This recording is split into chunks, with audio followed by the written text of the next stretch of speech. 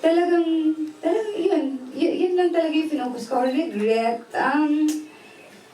of course, parang ang dami kong syempre na-miss na opportunities and projects. But yung projects and yung opportunities, darating yun. Pero yung oras para sa mga anak, hindi na mababalik yun. So okay lang po talaga.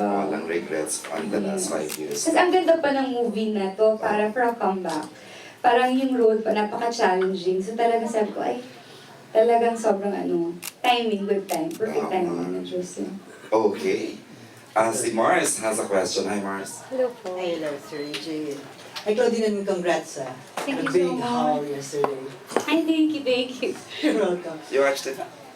About to watch pa lang. Okay. Yay! Good your good news. Ayun, Mr. Says, so, sabihin, nasasapawan yung mga wives. Original wives, no? So, nagkakaroon ngayon ng ugong-ugong over the net na this movie is sort of like glorifying Mr. Says. So, what can you say about that based on what you went through? Kasi po, na-watch ko rin lang talaga yung movie nung premiere night. And sabi ko talaga, if you get to watch the movie, makikita mo na we were not in any way glorifying the mistresses. We just showed yung journey nila at yung pain nila na pinagdadaanan nila. Kasi ang title po talaga ng book ni Miss Julia Abdasa is Etiquette for Mistresses and What Wives Can Learn From Them. Masyado na mahaba. Para ilagay pa yung what wives can learn from them. Dito makikita mo talaga, sabi ko nga, this movie talaga will really educate you. Kasi pinapakita talaga na they really do exist. Pero tao rin lang talaga sila.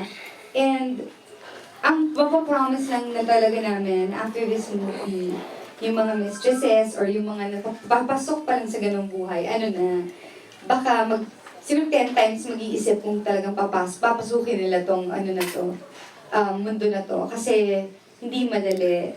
At the same time, dito rin, makikita mo yung hirap rin ng wives.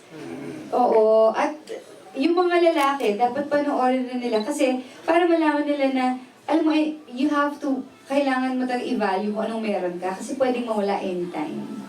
So, ang ganda ho talaga nung we're not glorifying, but we're not judging them either. And we promise na lalabas kayo na makita mo may magagandang aral na matututunan. Actually, ang tingin ko sa movie, it's honoring or paying tribute to the women.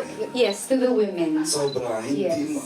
The Mistress title, walang-wala na yan when you watch the movie. Sobra siyang, it's honoring and paying tribute to yung puso ng kababaihan. Yun ang damang-dama ko. Women empowerment rin kasi talaga Yung napaka-powerful ng wife, napaka-powerful. Kasi puro babae, yung mga lalaki halos hindi makita eh. Wala halos. Wala halos eh. Yung mga nakatalikod lang, yung ganon. It's all talaga about yung life ng mistress, kung gaano kahirap, at kung anong mangyayari sa'yo pag pinasok mo to.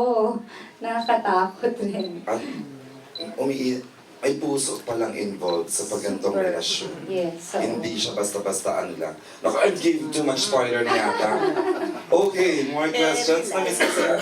Go, March, you were asking pa. You're good na? Oh. Ay, this is a follow-up. Were you able to, nagkaroon kayo ng chance to meet with Julia? Miss Julia? Yes po. No, but this was during the premiere night. But before pa po, si Miss Julia, nakilala ko na. I think she had the show before. Yeah, Julie. Yeah, and si Patty kasi sa friend.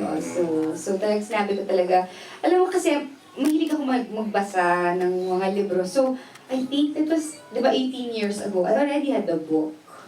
Nabasa ko na. So yun. Although syempre hindi ko pa alam kung sino si ganito, sino si ganyan. And ngayon alam ko na. Ngayon alam ko yan. Nakilala ko si Miss Julia, and then she said na she super loved the movie. And parang hindi daw niya naisip na ganito ka-successful at ganito kaganda daw yung kinalabasan ng libro niya. Inuhulaan ko kung sino ka eh. Si Chloe, hindi ko mahulaan. Tatlo ang nahulaan ko. Hindi ko nahulaan siya, tsaka si Kim. Kailangan tatlo.